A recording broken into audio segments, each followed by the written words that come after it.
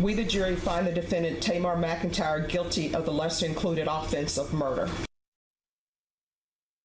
Not guilty of capital murder, but guilty of murder. That is what a jury decided after more than 8 hours of deliberations in the trial of Texas rapper Tay-K. Tamar McIntyre has been convicted in the shooting death of photographer Mark Saldivar in 2017. Now a jury must decide his prison sentence. Erica Hernandez joins us live from the Justice Center this afternoon. So Erica, the jury went with the lesser charge in this case. So what's the difference between a capital murder and a murder conviction?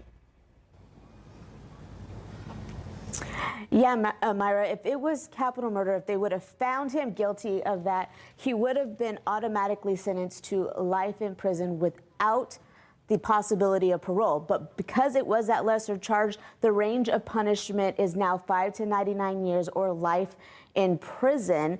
And there's also a possibility for parole after serving some time. So it all depends what that sentence is that they come up with. And we'll go into detail with that a little bit more later once a sentence is determined. But when that verdict was read today, McIntyre didn't show much emotion. His family members in the court did, however, and the judge asked his mother to leave the courtroom.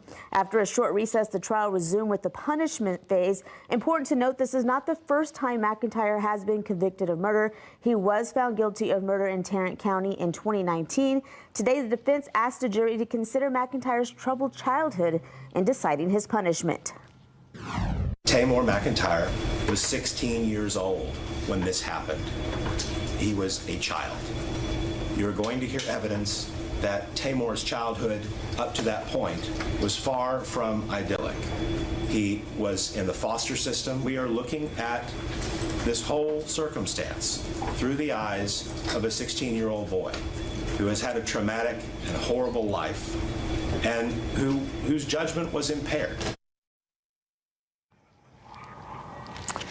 Now, once the jury does deliver their sentence, the prosecution will be asking for it to be stacked with that 55 years that he's already serving out of Tarrant County, but that's a decision the judge will make. Now, the prosecution has already rested for their punishment phase, introducing only 2 witnesses tomorrow. The defense will take over, and that will start around 12:30 tomorrow afternoon. Don't forget, we are live streaming. You can watch it on any of our digital platforms. Live at the Kenan Reeves Justice Center, Erica Hernandez, KSAT 12 News.